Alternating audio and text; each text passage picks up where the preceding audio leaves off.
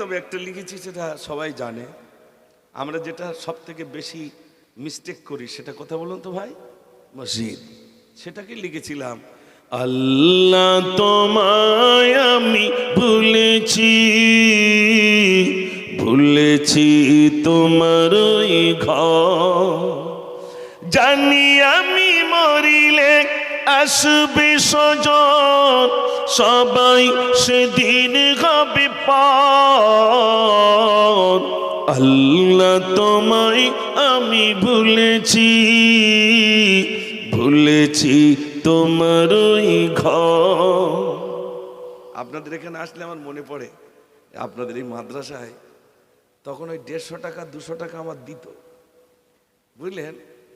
আর ওই গজল বলতে হতো, মানে সন্ধ্যার থেকে আসে রাত যতক্ষণ মিলাদ হবে, সব বক্তার আগে আগে একটা করে, শেষ বক্তা চলে যাবে, তারপর আমার বলবে তুমি লাগো আমরা আছি, মানে কমিটির যা দুপুরের জন্য। আমার এটা এখনো মনে আছে, সেই কাটাখালে তো এসছি, এই জন্য খুব ভালো লাগছে আলহামদুলিল্লাহ। তা আমি লিখেছিলাম, তওবা করিলে হবে কি ক্ষমা, গুনাহে ডুবেছে জীবন। তুমি যদি ক্ষমা নাহি করো, বেঁচে থাকা বিতা হবে আমার জীবন। আল্লাহ আল্লাহ আল্লাহ আল্লাহ, তওবা করিলে হবে কি ক্ষমা, গুনাহে ডুবেছে জীবন। তুমি যদি ক্ষমা নাহি করো, বেঁচে থাকা বিতা হবে আমার জীবন। ভুল পথে কেন আমি হেঁটেছি, বিপদের মুখে আমি পড়েছি। জানি আমি মরিলে আসবে স্বজন, সবাই সেদিন হবে পর। আল্লাহ তোমায় আমি ভুলেছি, ভুলেছি তোমার ওই ঘর। নারে তাকবীর। পেটে দাগ। স্বামী বললেন, এ বিবি তোমার পেটে কিসের দাগ? বিবি বললেন, প্রাণের স্বামী, আমি যখন শিশু ছিলাম, আমার মায়ের মুখে শোনা, আমাদের বাড়িতে একটা চাকর ছিল, ওই চাকর একটা ছুরি দিয়ে আমাকে পেটে মেরেছিল, যার দরুন সেই দাগটা কিন্তু আজও আমার পেটে রইল। স্বামী এবার বললেন, এ বিবি, আমি শুনেছি যার পেটে এমন একটা দাগ থাকবে, সে নাকি 100 পুরুষের সঙ্গে জেনা করবে। তুমি সত্য কথা বলো, তুমি কি 100 পুরুষের সঙ্গে জেনা করেছো? বিবি বলছে, প্রাণের স্বামী, সত্য কথা, আমি 100 পুরুষের সঙ্গে জেনা করেছি, আমি জেনা করেছি। তবে আমি আল্লাহর কাছে ক্ষমা চেয়েছি, গো আল্লাহ তুমি আমাকে ক্ষমা করে দাও। আল্লাহ রাব্বুল আলামিন ক্ষমা করেছেন কি আমি জানি না, তবে এটা সত্য। স্বামী বললেন, এ বিবি, আমি আরো একটি কথা শুনেছি, যে ভাইরা আমার, তার মনের ভিতরে এসেছে যে আমি আরো একটা কথা শুনেছি, তার নাকি মরণ হবে একটা মাকড়সা কেন্দ্রিক। এখন মাকড়সা কেন্দ্রিক মরণ হবে, এই কথাটা শোনার পরে বিবি আর স্বামী দুজন বলছে, এটা তো সত্য হলো, কিন্তু ওটা কেমনে সত্য হয়, ওটা কেমন করে সত্য হয়? ও সোনার ভাইরা, আবার এবার শোনেন। স্বামীকে বললেন, স্বামী একটা কাচের ঘর করে দেন। কাচের ঘর করে দেওয়া হলো, কোন রকম কোনো কিছুই যেন ঘরের ভিতরে না ঢুকতে পারে।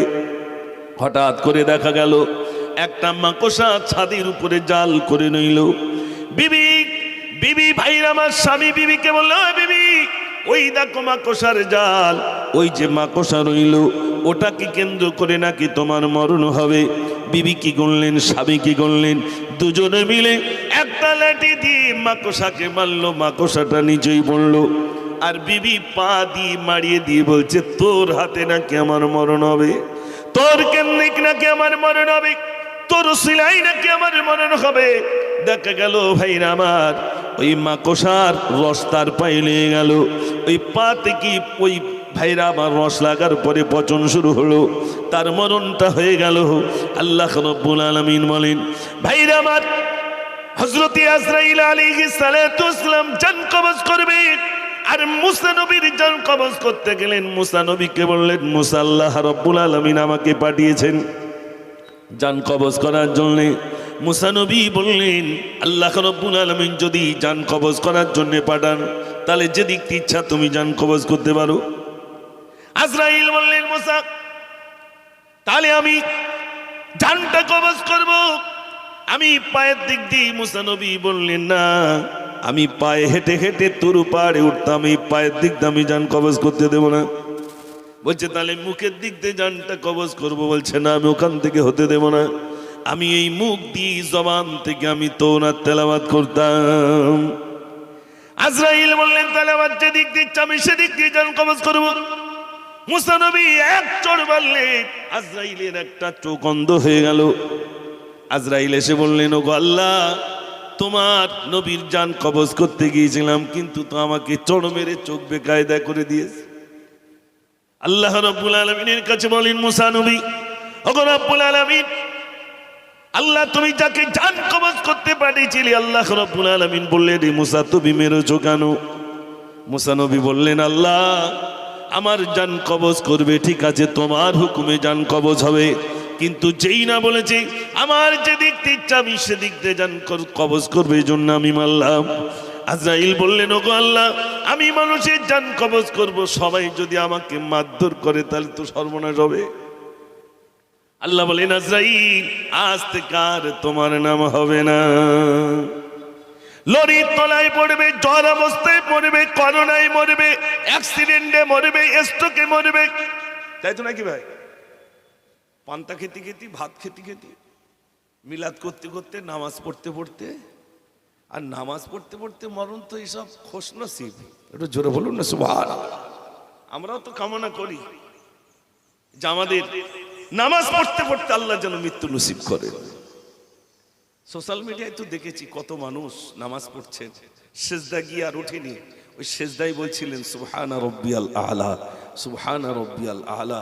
না গালে পানি দিতে হয়েছে, না কিছু করতে হয়েছে, নামাজ পড়তে পড়তে ইন্তেকাল হয়ে গেছে।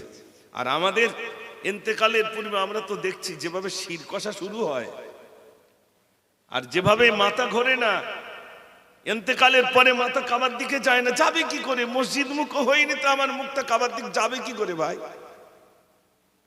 সব থেকে খারাপই যে আমরা মসজিদ ছেড়ে দিয়েছি, মসজিদগুলো ছেড়ে দিয়েছি। সোশ্যাল মিডিয়ায় দেখলাম মোগল প্লটে যে মসজিদগুলো ছিল সেই জায়গায় সব হিন্দু ভাইদের দখলে, আশেপাশে কোনো মুসলিম নাই, তাই মসজিদটায় আজান দেবে, নামাজ পড়বে কি করে? তাই হিন্দু ভাইরা ওই টেপ ক্যাসেট করে রেখে দিয়েছে ভাই, আজান প্রতিদিন ওখানে একটু আজান দেয়, তারা ওই দেখভাল করছে মসজিদটা। এবং তারা বলছে আমাদের বাচ্চা কাচ্চাগুলো যখন বিয়ে শাদী দেওয়া হয় তখন এই মসজিদ থেকে আমরা ঘুরিয়ে নিয়ে যাই বরকত হাসিল করার জন্য। একটু জোরে বলুন না সুবহানাল্লাহ। আর যেমন মসজিদ আছে ভাই, ও সোনার ভাইরা আমার বিশ্বাস করুন, আমি বলছিলাম মরণ এসে যাবে, মরণ হবে, কেউ আমাকে আপনাকে ধরে রাখতে পারেনি আর পারবে না। আমাকে আপনাকে দুনিয়া ছেড়ে চলে যাওয়া লাগবে। এই দুনিয়া ক্ষণস্থায়ী, মাত্র 50 বছর, 60 বছর, 70 বছর, এর বেশি আর নয়। আমাকে আপনাকে ছেড়ে চলে যাওয়া লাগবে। কত মানুষ চলে গেছে। আমি এসেই বলছিলাম আমাদের একজন প্রাণপ্রিয় ভাই ছিলেন মাওলানা ফারুক সাহেব, তিনিও আমাদের ছেড়ে বিদায় হয়ে গেছেন। এরকম জলসায় তিনি সভাপতিত্ব করতেন, ঠিক কিনা ভাই? তিনি একদিন সভাপতিত্ব করতেন, আমাকে ডাকতেন, মুজাফফর আমাদের এখানে জলসা হবে, তোমাকে আসতে হবে বাবু, আসতে হবে। আমি বড় প্যার করতাম, মোহাব্বত করতাম, যোগ্য আলেম ছিলেন, তিনিও আমাদের থেকে বিদায় হয়ে গেছেন। ভাইরা আমার, আমি মুজাফফর একদিন চলে যাব, সকলেরকে চলে যাওয়া লাগবে। ভাইরা আমার, যখন চলে যাওয়া হবে, ইমাম গাজ্জালী রহমাতুল্লাহ আলাইহি বলেন, যখন কাফনের কাপড়টা পরানো হয় তখন বলে আমাকে ছেড়ে দাও, আমার মুখটা একটুখানি খুলে দাও, আমি আমার বিবিকে দেখব। আমি এই বিরাট বালাখানা তৈরি করেছিলাম, বালাখানাকে একটুখানি দেখব, আমার ছেলেটাকে দেখব, আমার নাতি পুতিকে দেখব, তোমরা আমার মুখটা একটুখানি খুলে দাও। আর খোলা হবে না, তাড়াতাড়ি করে ইমাম সাহেব বেঁধে দেবেন, ইমাম সাহেব বেঁধে দেবেন। ও সোনার ভাইরা আমার, এবার যখন কাঁধে করে নিয়ে যাওয়া হবে তখন বলবে তোমরা আমাকে কোথায় নিয়ে যাও, তোমরা আমাকে কোথায় নিয়ে যাও। সে দেখতে পাবে আমার জীবনের আমল আমি যা করেছিলাম ওই জাহান্নামের গর্ত, আমাকে ওই দাও দাও করে আগুন জ্বলছি ওখানে আমাকে যাওয়া লাগবে। ও সোনার ভাইয়ের একটুখানি শোনেন, বিশ্বনবী সাল্লাল্লাহু আলাইহি ওয়াসাল্লাম আল্লাহ মিরাজে নিয়ে গেলেন। আল্লাহ রাব্বুল আলামিন জান্নাত দেখালেন, জাহান্নাম দেখালেন, সব কিছু দেখালেন। আর এই উম্মতির জন্য আল্লাহ রাব্বুল আলামিন কি রেখে দিয়েছেন, নিয়ামত রেখে দিয়েছেন, সবগুলো আমার নবীকে দেখিয়ে দিয়েছেন। একটু জোরে বলুন সুবহানাল্লাহ। এই বাড়ি যখন মেয়ের বিয়ে হয় তখন দেখবেন কিছু লোকের সব দেখাই, দেখো মেয়ের জন্য এই কিনেছি, এই কিনেছি, এই কিনেছি, দেখায় না ভাই, আমি মেয়েকেই দেব। তখন আমরা কিছু মানুষ যারা খুব কাছের তারা খুশি হই না, হয় না? খুশি হই। আল্লাহ রাব্বুল আলামিন আমার নবীকে দেখাচ্ছেন আপনার উম্মতের জন্য এই ব্যবস্থা আছে।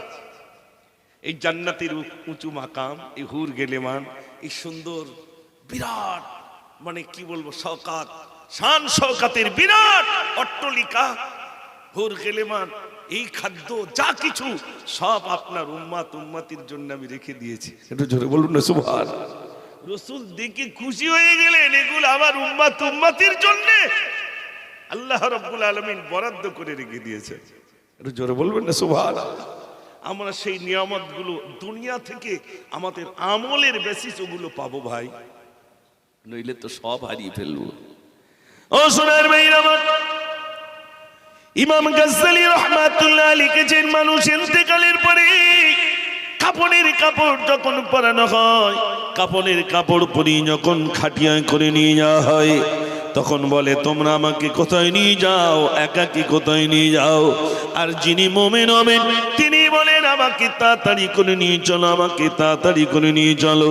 আল্লাহ রাব্বুল আলামিন আমার জন্য এই সুন্দর বালাখানা রেখে দিয়েছেন, আমার জন্য এই বিরাট ফলমূল রেখে দিয়েছেন, আমার জন্য আল্লাহ রাব্বুল আলামিন হুর গেলেমান রেখে দিয়েছেন। তারা সবাই ওই মুমিনের জন্য অপেক্ষা করবেন। একটু জোরে বলুন না সুবহানাল্লাহ। ভাইরা আমার, কবরে যখন নিয়ে যাওয়া হবে, কবরে যখন পায়ের দিকে মাথার দিকে একজন নামবে মনে করবে এরা দুজন বুঝি আমার সঙ্গে যাবে, কিন্তু না না না, কবরে যখন শোয়ানো হয় তখন বলা হয় বিসমিল্লাহি ওয়া আলা মিল্লাতি রাসূলিল্লাহ, আল্লাহর নামে নবীর দলে উঠাইয়া দিলাম। বলে না, বলে না, কবরের ভিতরে শুইয়ে দিলাম, বাঁশগুলো চাপিয়ে দিলাম, বাঁশগুলো চাপিয়ে দেওয়ার পরে ও ভাইরা আমার, আমাদের দিকে আবার কেউ গোলাপ পানি ছড়িয়ে দেয়, কেউ বা বিরাট কিছু দেয় যাতে করে কবরে আযাব ক্ষমা হয়ে যায়। আমি মুজফ্ফর সারা জীবন নামাজ কালাম পড়িনি, গোলাপ পানি যা মার্কেটে আছে সব দিয়ে দেবো, মার কম হবে বলে মনে হয় না। গোলাপ পানি কিছু করতে পারবে না ভাই। ওটা কেন দেওয়া হয় বলেন তো? ওখানে সম্মানিত কে আসবে? ফারিস্তা আসবে। তা যে ঘরে আসবে সে, আমাদের বাড়িতে যখন কেউ আসে মেহমান তখন আমরা পরিষ্কার ঝুষে করি না ভাই, একটু খুশবু দিই তো। সম্মানিত মেহমান আসবেন, হাদিস পাকের ভিতরে গোলাপ পানি তো একটা সামান্য সেন্ট, আর বেশি আতর দেওয়ার কথা বলা হয়েছে, তাহলে খুশবু হবে। সম্মানিত ফারিস্তা আসবেন, এসেই জিজ্ঞাসা করবেন মান রব্বুকা, তোমার রব কে? তাই সম্মানিত ফারিস্তা ওই ঘরে আসবেন বলে আমরা কি দিয়ে দিই ভাই? গোলাপ পানি, আতর, ওইগুলো দিয়ে দিই। সম্মানিত ফারিস্তা আসবেন, এসেই জিজ্ঞাসা করবেন। এটা বিশ্বাস হয় না, হয় না ভাই? অনেকে চার দোকানে বসে সারাদিন মিলাদ করছে, দেখেন, বাদ দাও দিন মৌলভী সাহেবের কথা, শুধু ভয় দেখায়। মরে গেলাম তো হয়ে গেল, বলে না, বলে না, মরে গেলাম তো হয়ে গেল।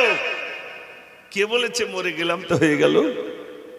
এই কথাটা তো সবাই বিশ্বাস করেন, সারা পৃথিবীর মানুষ বিশ্বাস করেন।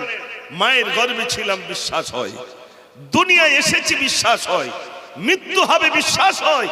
এ সারা পৃথিবীর মানুষ এই তিনটে বিশ্বাস করেন। কিন্তু আমরা যারা ইসলাম ধর্মাবলম্বী আমরা আর একটা বিশ্বাস করি যে আমাদেরকে আবার পুনরায় তোলা হবে। আমানতু বিল্লাহি ওয়া মালাইকাতিহি ওয়া কুতুবিহি ওয়া রুসুলিহি ওয়াল ইয়াউমিল আখিরি ওয়াল কদরি খাইরিহি ওয়া শাররিহি মিনাল্লাহি তাআলা ওয়াল বা'সি বা'দাল মাউত। এই কলমা পড়েছি না পড়িনি? তার মানে আমাদের আবার তোলা হবে, আমাদেরকে আবার জিজ্ঞাসাবাদ করা হবে। ভাইরা আমার, ইমাম গাজদালী রাহমাতুল্লাহ আলাইহি লিখেছেন, ওই কবরের ভিতরে শোয়ানোর পরে বাঁশগুলো যখন মাটিগুলো দিয়ে দেওয়া হবে, বাঁশগুলো দেওয়া হবে, মাটি দেওয়া হবে, মাটি দেওয়ার সময় বলা হয় মিনহা খলাকনাকুম, এই মাটি থেকে তোমাকে সৃষ্টি করা হয়েছিল, ওয়া ফিহা নুঈদুকুম, আবার ওই মাটিতে তোমাকে দফা করে দিলাম। তারপরে বলবেন মিনহা নুখরিজুকুম তারাতান নুখরা, আর আবার এই কবর থেকে একদিন আবার তোমাকে তোলা হবে। হবে না? হবে না? হবে। ভাইরা আমার, কবর দিয়ে বেশি দূর আসতে হবে না, 40 কদম আসতে আসতে এবার ফেরেশতা আসবেন। ফেরেশতা সেই জিজ্ঞাসা করবেন মান রব্বুকা, তোমার রবকে। একজন বলবে কান থেকে সরে যাও, বলবে তুমি কে, বলবে আমাকে কি তুমি চেনো না, বলবে না চিনি না, বলবে আমার পরিচয় অন্য কিছু নয়, আমার পরিচয়টুকু শোনো, আমি অন্য কেউ নয়, আমি হলাম তার বন্ধু নামাজ। একটু জোরে বলুন না সুবহানাল্লাহ। এখানে যত ভাইরা আছি সত্য কথা বলুন, ওই নামাজ আমাদের বন্ধু আছে না আমাদের ছেড়ে চলে গেছে? আছে। নামাজ পড়তে হবে, প্রথম বন্ধু আমার নামাজ। নামাজ বলবে সরে যাও, বলে তুমি কে, বলে চেনো না, বলছে না, বলে শীতের সময় কম্বল মুড়ি দিয়ে শুয়ে থাকতাম, আর যখন মুয়াজ্জিন বলতেন আসসালাতু খায়রুম মিনান নাওম, ঘুম থেকে নামাজ উঠতাম, আমার গায়ের কম্বলটা ছেড়ে দিয়ে আমি ছুটে ছুটে মসজিদে গিয়ে ইমামের পিছনে বলতাম আল্লাহু আকবার, আমি অন্য কেউ নয়, আমি হলাম তার বন্ধু নামাজ। একটু জোরে বলুন না সুবহানাল্লাহ।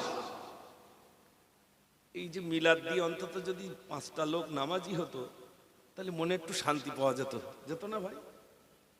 কিন্তু মনে হচ্ছে যেন সে পানা পুকুরে ঢিল মারলি যেন হয়, যতক্ষণ ঢিল পড়ে ততক্ষণ পানা সরে থাকে, আর ঢিল মারা বন্ধ হলে পানা আবার এক জায়গায় এসে যায়। মানুষ এই জন্যই আমাদের দিকে আসলে হেদায়েত দেনেওয়ালা তো কোনো আলেম না। আলেম কি হেদায়েত দেবে নাকি?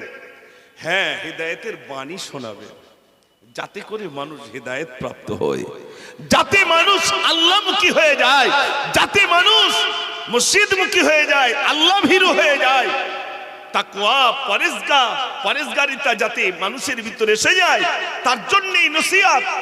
এই নসিহত বন্ধ হবে না, বন্ধ হলে আরো মানুষ গোমরাহী হয়ে যাবে ভাই, আরো গোমরাহী হয়ে যাবে। ও সোনার ভাইরা আমার, এই জন্য বলছিলাম নামাজ বাড়িতে একটু খেয়াল করে দেখেন, বিবি নামাজ পড়ে না, মেয়েটা নামাজ পড়ে না, ছেলে নামাজ পড়ে না, সব বেনামাজি। তাহলে নামাজি কে? বাড়ির মধ্যে বুড়ো আর বুড়ি। ঠিক বলছি না ভুল বলছি? আর আমরা কিছু প্লেয়ার বলছি বয়সটা হোক তারপর মসজিদের দিকে যাবানি। এখন জন বয়সে কেরাম বোটে সময় যাক, জন বয়সে কেরাম বোটে সময় চলে যাচ্ছে। আমি গজলগুলো এমনি বলি নেই, ভাইরা বলতে বলছিলেন এই গজলটা একটু পুরো বলি। আমি লিখেছিলাম আপনার একজনের গজল বাংলাদেশের, সেটাকে আমি বলি। একদিন তোমারি নাম মসজিদে হবে তৈরি থেকো, তৈরি রেখো কবরের মাল সামান, একদিন তোমারি নাম মসজিদ হবে, একদিন তোমাকে পরিয়ে কাফন, সঙ্গী স্বজন করিবে দাফন, হঠাৎ চলে যাবে আদরের ধন, প্রিয় মা বাবার বাসি নয়ন, তৈরি থেকো, তৈরি রেখো সুন্নতি আমল ঈমান, একদিন তোমারি নাম মসজিদে হবে এলান, একদিন তোমারি নাম মসজিদে হবে এলান। আদরের ধন সম্পদ সব ফেলে চলে যেতে হবে। এখানে আজ যারা আছি নিয়ত করে ইনশাল্লাহ নামাজ পড়বো। আরে জোরে বলুন না ইনশাআল্লাহ। জি, আমার একটা সোনার এই ব্যবসাটা যদি করতে পারেন, দেখেন যিনি নামাজ পড়েন মনে করুন এখানে ক্রাম বোটে, তাসের আড্ডায়, জোয়ার আড্ডায়, এরকম আমাদের সমাজের ছেলেরা থাকে না, থাকে না ভাই? থাকে। একটু যদি তানার কাছে আপনি নসিহত করতে পারেন, ভাই চলুন না মসজিদে যাই, একটু বলে কয়ে মসজিদ পর্যন্ত নিয়ে যাবেন। যদি এই নিয়ে যেতে আপনার 1 বছর সময় লাগে, তো টার্গেট করুন ওকে যেভাবে নিয়ে যাব।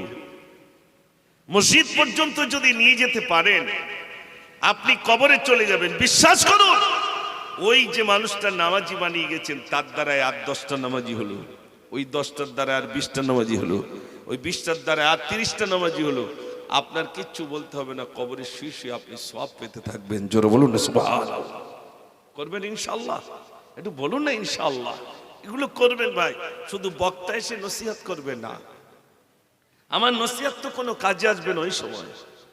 যদি আল্লাহ বড় দয়া হয়, তাহলে হয়তো আমার এই বক্তব্যটা যদি একমাত্র আল্লাহর নৈকট্য লাভের আশায় হয়, তাহলে আমি নাজাত পাবো। কত বক্তা ধরা খাবে তার ঠিক নাই ভাই, কত বক্তা কত আলেম ধরা খাবে। এখন প্রায় প্রায় লোক শুধু বলে, আমারও বলে, হুজুর এখন সব সিজন চলতেছে, তো সিজন। আর আমি মুজাফফর যদি মনে করি সিজন, আমার মারটা খুব কম হবে বলে মনে হয় ভাই। একদম আপনাদের তো একটু মার কম হবে। আর এই যে উঁচু জায়গায় উঠেছি, ফুল টুল দিয়ে সাজানো আছে, আবার চেয়ার, এর মার এমনি বেশি হবে ভাই। দেহাই নাই, কত আলেম ধরে খাবে তার ঠিক নাই। আমি তো সামান্য। ও সোনার ভাইরা আমার, বিশ্বাস করুন আমি গজল শোনাবো। এখানে যত বাইরে এসেছে, নামাজ ছাড়া কোনো মুক্তি নাই। নামাজ নামাজ নামাজ, প্রথম বন্ধ হয়ে যাবে আমার নামাজ। সেই নামাজ আমার থেকে আপনার থেকে বিদায় হয়ে গেছে।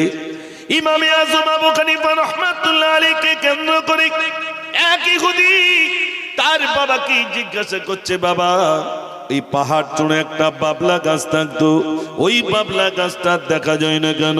তিনি বললেন, বাবা তুমি যেটা বাবলা গাছ বলো, ওটা বাবলা গাছ নয়, বাবলা গাছ নয়, ওটা হলো জামানার ইমাম, ইমামে আজম আবু হানিফা। সারাটা রাত ধরে তিনি নামাজ আদায় করেন। একটু জোরে বলুন না সুবহানাল্লাহ।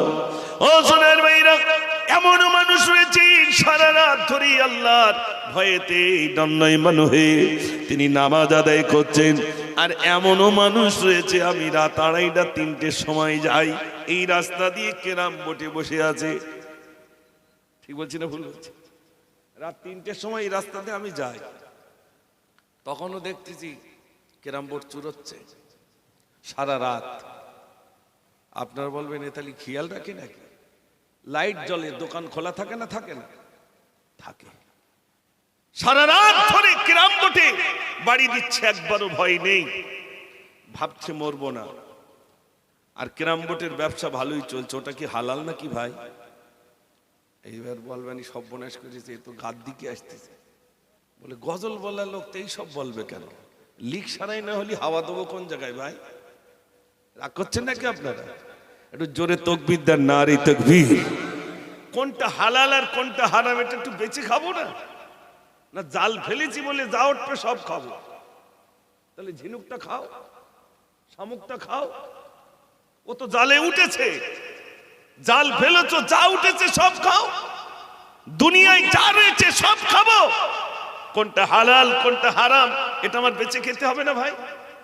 কোন ব্যবসাটা আমার জন্য হালাল, কোন ব্যবসাটা আমার জন্য হারাম, এটা আমাকে বাঁচতে হবে না? হবে না? বিহালালি পয়সা উপার্জন করছি, আপনি কি ভাবছেন কত টাকা নিয়ে যাবেন ভাই? বাদশাহ সেকেন্ডার নসিহত করলেন, আমার ইন্তেকালের পরে আমার হাত দুটো কাফনের কাপড় থেকে বাইরে রাখবে। সবাই বললেন হুজুর কারণ কি? যে দুনিয়ার মানুষ দেখুক আমার হাত দুটো বাইরে জন্য রাখবে, আমার এই বালাখানা, আমার অট্টালিকা আমার টাকা পয়সা আমি কিছুই নিয়ে যেতে পারছি না, খালি হাতে যাচ্ছি, মানুষ এদিকে শিক্ষা নিক, দুনিয়া দুনিয়া করে তাদের জীবনটাকে যাতে বরবাদ না করে, অন্তত আমার দিকে তারা শিক্ষাটা নিক। বলুন ক্যারাম বোর্ড বলুন, তাসের আড্ডা, আর এখন ঠান্ডা পড়িস তো চাচা বাড়ি যাচ্ছে, ওই বা মাফলার মুড়ি দিয়ে চালিয়ে যাচ্ছে, তুরুপ চালাচ্ছে, ঠিক বলছি না ভুল বলছি? আর পাশে 8-10 জন শুধু উকি ঝুঁকি মারতে, এরা খেলে আর এরা শুধু উফ ওইটা মারবে তো, তার মানে ও তো যাবে জাহান্নামে, আর একটা রোলে যাবে। রাগ করবেন না ভাই, ইংরেজরা এখান থেকে চলে যাওয়ার সময় একটা ঔষধ দিয়ে গেছিল ইমানটাকে সিজ করার জন্য। ইংরেজদের খেলা এটা, এই যে তাস খেলা, এটা কাদের খেলা ভাই? ইংরেজদের খেলা। ইংরেজরা যখন ভারত থেকে তাদেরকে তাড়িয়ে দেওয়া হয়, ইংরেজ বলছে যাচ্ছি তো, কিন্তু তোদের ইমানটাকে শেষ করব। তাই তার ভিতরে নাম দিয়েছে, দেখবেন বিবি নাম আছে না। এই সমস্ত খেলার ভিতরে ইমান শেষ হয়ে যায় ভাই। আমি হাত জোর করব, ঠান্ডা পড়ে গেছে তো ওই খেলাটার জোর একটু বেড়েছে, ঠিক বলছি না ভুল বলছি? আপনাদের দিকে কথা বলছি না, আমি সব চৈতলি, এসব জায়গা তো ভালো আলহামদুলিল্লাহ, এসব হয় না এখানে। আমি অনুরোধ করছি আপনারা জাত ভাই আমার সজাত, যদি বলেন হুজুর এইগুলো বলছেন, আচ্ছা কোনগুলো বলবো ভাই? হাসান হোসেনের জীবনী বলবো? এখন যদি এই গজল বলি আপনাদের ডিস্টার্ব হবে না, কোনটা জানেন? হাসান হুসেন দুই সিতারার হঠাৎ খেয়াল হলে ছুটে এসে উঠতো তারা কমলিওয়ালার কোলে, কহে তুরে সুরমা মাটি চার নয়নে আকা, রোজ নিশিদিন দু কপালে চাঁদ দিতে নূর টিকা, সূর্যমুখী সোনার মালা পরিয়ে দিত গলায়, সোনা ঝরা রোদের তারা খেল তোলতা দোলায়, ধুলা বালি কাকর নিয়ে খেলা খতম হলে ছুটে এসে উঠতো তারা কমলিওয়ালার কোলে।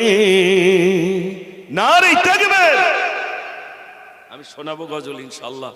তবে এই রোগ যারা আমরা যারা এখানে যুবক ভাইরা বাবাজিরা আছি, আমাদের ছেলেরাও যদি এই কাজ করে তাদেরকে ফিরিয়ে আনতে হবে না, হবে না ভাই? একটু জোরে বলে, ফিরিয়ে আনতে হবে ভাই।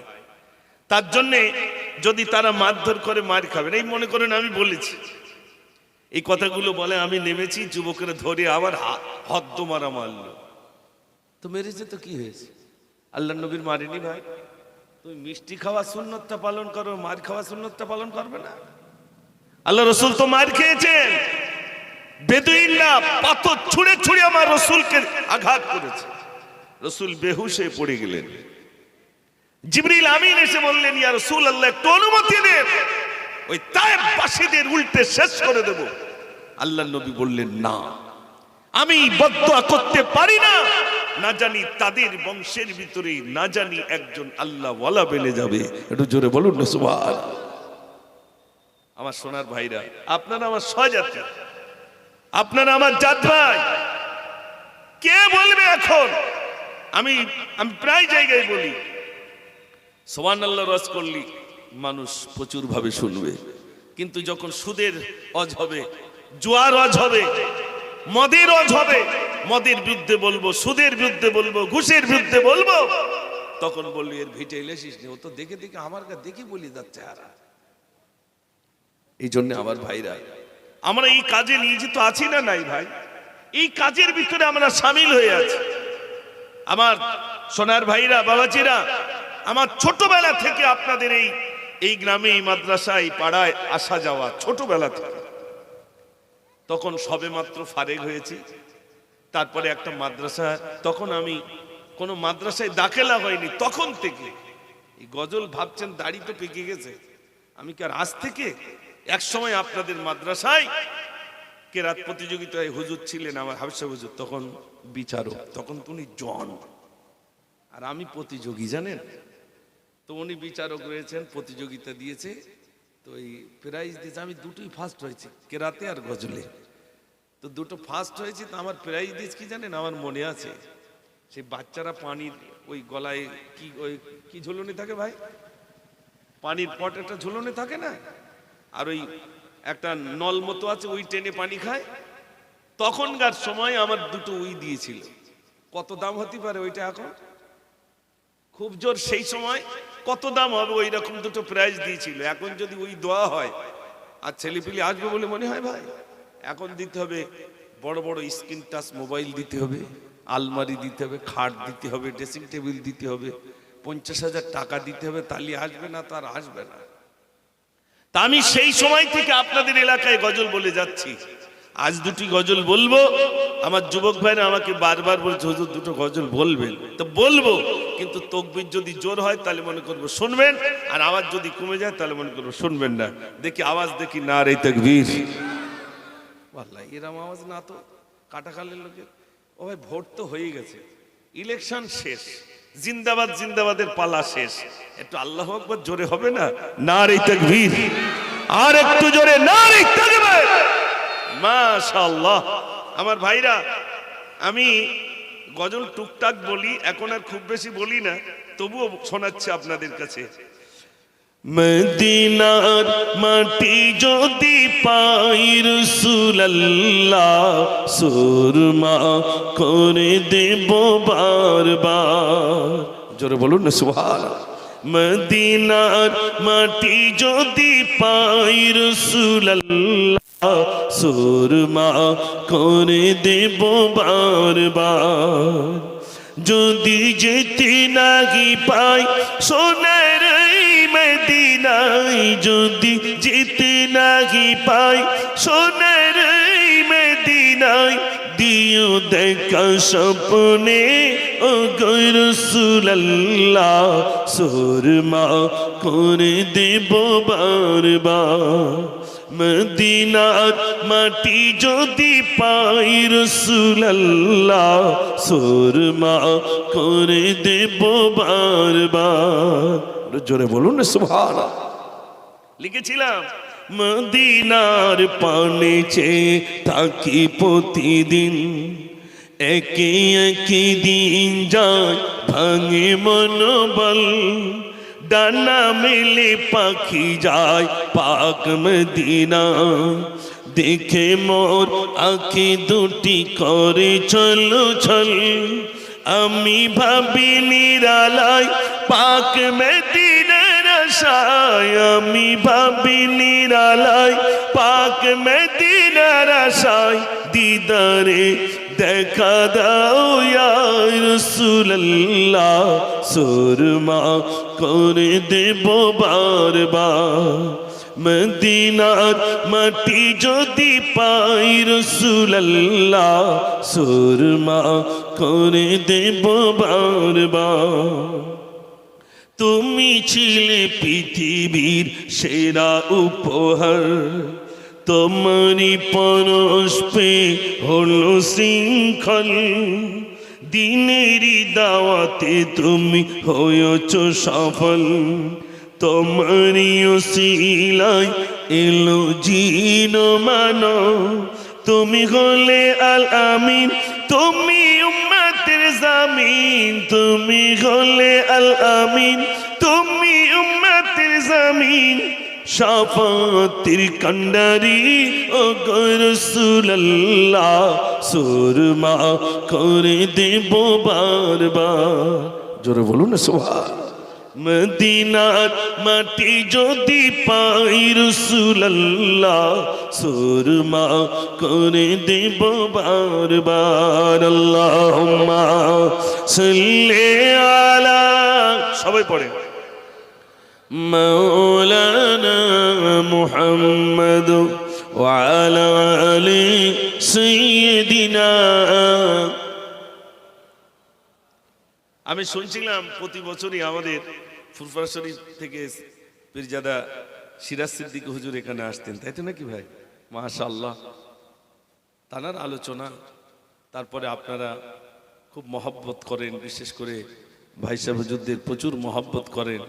এইখানে প্রতি বছর তিনি আসতেন, পাশেই নাকি শুনছিলাম একটা মাজার শরীফ রয়েছে, সেখানে উনি আবার আসছেন আলহামদুলিল্লাহ। তো আমরা এখানে যারা সমবেত হয়েছি, আমি আরেকটি গজল শোনাবো, কিন্তু তার আগে একটু নিয়ত করি, আমরা সবাই নামাজ পড়বো তো ইনশাল্লাহ। একটু জোরে বলুন না ইনশাল্লাহ। আর একটা করে বন্ধু তৈরি করব, মরণের আগে, যাওয়ার আগে একটা বন্ধু বানাবো, ওই বন্ধুটা যেন নামাজি বন্ধু হয়। আমার একটা এই ঘটনাটা প্রায় জায়গায় বলি, আমার ইউটিউবার ভাইরা রয়েছেন, আমি এই দৃষ্টান্তটা দিই। শেখ সাদি রহমাতুল্লাহ আলী তিনি লিখেছেন যে নামাজ সম্পর্কে একটা দৃষ্টান্ত দিয়েছেন, আমি দৃষ্টান্তটা শোনাবো। এক রাজামশাই, তিনি তার মেয়েকে বিয়ে দেবেন। তো মেয়েকে বিয়ে দেবেন, তো ছেলেরা সব আসছে, রাজামশাই আপনার মেয়ে দেবেন, যেহেতু রাজার মেয়ে বলে কথা। তো রাজামশাই জিজ্ঞেস করছে তুমি নামাজ পড়ো? তো হচ্ছে না, পড়ি না। তাহলে মেয়ে দেবো না। আচ্ছা, আমরা এরকম কেউ আছি ভাই, নামাজ না পড়লে মেয়ে দেবো না?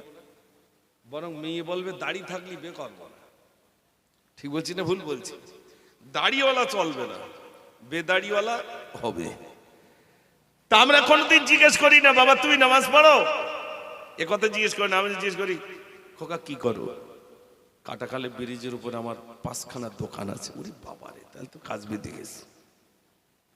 নামাজ পড়ে কিনে কথা একবারও শুনি না। রাজামশাই বলছে তুমি নামাজ পড়ো?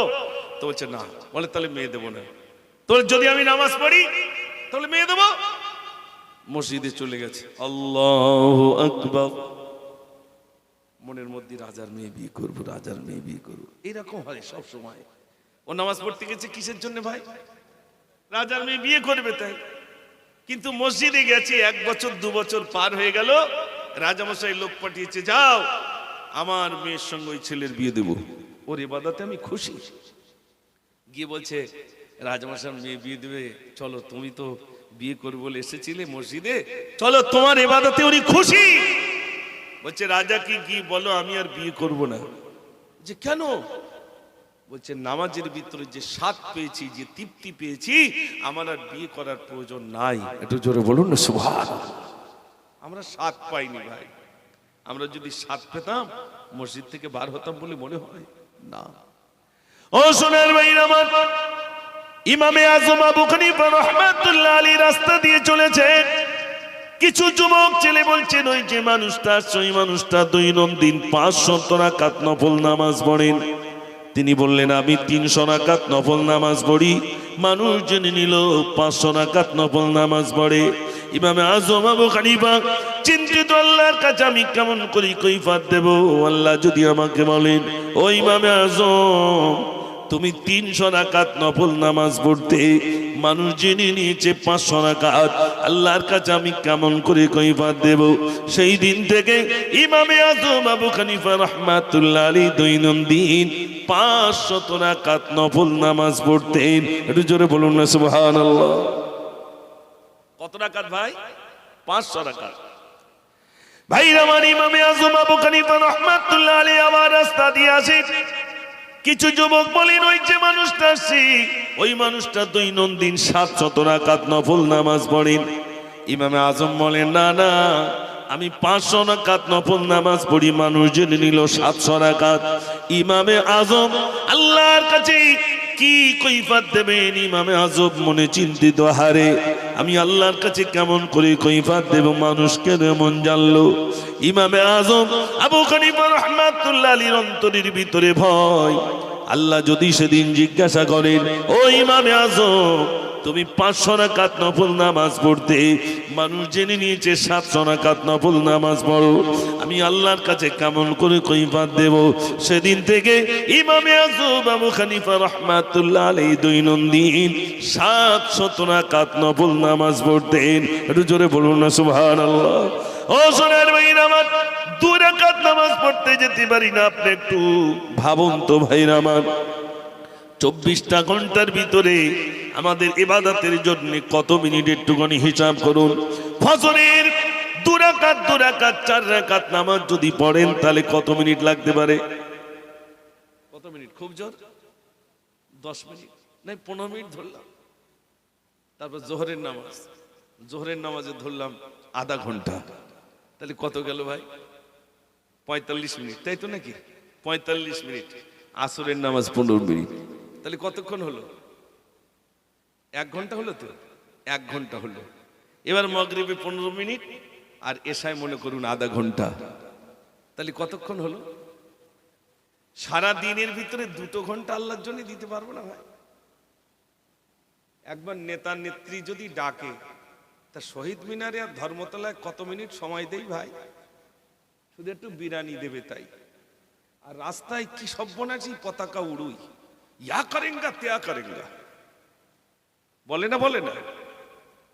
তুমি যে নেতা নেত্রীর পিছনে যে সময়টা দিচ্ছ, তুমি একবার ভাবো, আমি একবার ভাবি, ওই সময়ের ভিতর দিয়ে কিঞ্চিত সময় যদি আমার রবের জন্য আমি দিতাম, আমার রব আমার প্রতি খুশি হয়ে যেতেন। জোরে বলুন না সুবহানাল্লাহ। যে আমার আল্লাহ, তার জন্য কোথায় সময় দিয়েছি ভাই? ও সোনার ভাইরা আমার, বিশ্বাস করুন, আল্লাহ রাব্বুল আলামিন বলে, বান্দা আমাকে ডাক, আমাকে একবার ডাক, আমি আল্লাহ সাড়া দিয়ে দেব। গভীর রাতে বান্দা যদি তাহাজ্জুদের নামাজ, নিজের গুনার জন্য তাহাজ্জুদের নামাজ পড়ে, সিজদায় গিয়ে যদি কাঁদে, আল্লাহ রাব্বুল আলামিন বলেন, বান্দা মাথা তোল, মাথা তোল, আমি আল্লাহ সহ্য করতে পারি না, আমার বান্দার কুমতুম সহ্য করতে পারি না। ও সোনার ভাইরা আমার, আল্লাহ রাব্বুল আলামিন বান্দা কি বান্দিকে ক্ষমা করবেন তাহাজ্জুদের নামাজে যদি আমার আল্লাহর কাছে নিজের গুনার জন্য যদি কাঁদে আর বলে, আল্লাহ তুমি আমাকে ক্ষমা করে দাও, গুনাহ করে করে জীবনটাকে বরবাদ করে ফেললাম আল্লাহ। আল্লাহর কাছে যদি নিজের গুনার জন্য কাঁদেন, আর দুনিয়ার কেউ জানে না আল্লাহ এমন গুনাহ করেছি, দুনিয়ার কেউ জানে না, আল্লাহ রাব্বুল আলামিন বলেন, বান্দা আমি তোকে ক্ষমা করে দেব, বান্দা ক্ষমা করে দেব, নিরাশ হোস না, লা তাকনাতু মির রাহমাতিল্লাহ, বান্দা নিরাশ হোস না, নিরাশ হোস না, চা আমি আল্লাহ তোর দোয়া মঞ্জুর করে নেব, কবুল করে নেব। একটু জোরে বলুন না সুবহানাল্লাহ।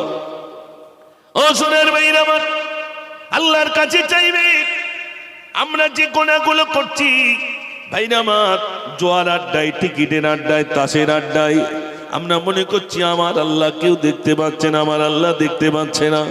আমার আল্লাহ বলেন, বান্দারে কত দূরে রয়েছি তুই কি জানিস? বান্দা আমি কত দূরে রইলাম, আমি বেশি দূরে নয়, আমি হলাম নাহনু আকরাবু ইলাইহি মিন হাবলিল ওয়ারিদ। আল্লাহ রাব্বুল আলামিন বলেন, বান্দারে কত দূরে রইলাম, তোর ঘাড়ের ভিতরে, ঘাড়ের এখানে যে মোটা শীতটা রইল, ওই ঘাড়ের যে শীতটা রইল, আমি আল্লাহ তার থেকে নিকটবর্তী রইলাম। এখন বলুন আল্লাহ দেখছেন না দেখছেন না? ও সোনার ভাইরা, আল্লাহ রাব্বুল আলামিন তারপরে আমাদের জন্য আরো 2 জন ফেরেশতা রেখে দিয়েছেন। 2 জন ফেরেশতা হলেন কিরামান কাতিবিনা ইয়ালামুনা মা তাফআলুন। 2 জন লেখক আছে না নাই? সারা দিন কি হচ্ছে না হচ্ছে সব লিখে, সব লেখা চলছে, রেহাই নাই, ফাঁকি দিতে পারবেন না। আল্লাহ রাব্বুল আলামিন কিয়ামতের দিনে বলবে, রে বান্দা তুই কি নামাজ পড়তিস? বান্দা বলবে, আল্লাহ আমি নামাজ পড়তাম, আমি নামাজ পড়তাম। আল্লাহ তখন বলবেন, ওয়াসজুদুলি, কই সেজদা কর দেখি। বান্দা তখন সেজদা করতে পারবে না, মাজা কাটকাট হয়ে যাবে। এখানে আমরা যারা আছি, কিয়ামতের দিন আল্লাহ রাব্বুল আলামিন বলবেন, আমার নামাজি বান্দারা তোমরা এক কাতারে চলে যাও, আর বেনামাজি যারা তোমরা আর এক কাতারে যাও। নামাজির কাতার আলাদা, নামাজ যারা পড়ে তাদের কাতার আলাদা, বেনামাজিদের কাতার আলাদা। বেনামাজিদের কাতার আলাদা, নামাজিদের কাতার আলাদা। সেদিন আল্লাহর সামনে কি করে দাঁড়াবো ভাই? ও সোনার ভাইরা আমার, আজ থেকে প্রতিজ্ঞা করুন, এই মিলাদ থেকে প্রতিজ্ঞা করুন, আমার জীবন থেকে আর আমি একটা রাকাত নামাজ ছাড়বো না, নামাজ আমি ছাড়বো না, ছাড়বো না। যদি প্রতিজ্ঞা করতে পারেন, বিশ্বাস করুন আল্লাহ রাব্বুল আলামিন ওই বান্দাকে ক্ষমা করবেন। ভাইরা আমার মাথা নিচু করুন আল্লাহর কাছে, ভাইরা আমার কন্দন করুন, নিজের গুনার জন্য কাঁদুন। মনে রাখবেন এক ওয়াক্ত নামাজ যদি কোনো মানুষ ইচ্ছাকৃত ছেড়ে দেয়, এক ওয়াক্ত নামাজ যদি কোনো মানুষ ইচ্ছাকৃত ছেড়ে দেয়, 80 হোক বা জাহান্নামে পড়তে হবে। 1 হোক বা সমান 2,88,00,000 বছর, 1 হোক বা, তাহলে হিসাব করুন 80 হোক বা জাহান্নামে পড়তে হবে। আমার কথা বুঝতে পারছেন ভাই? ও ভাই, রেহাই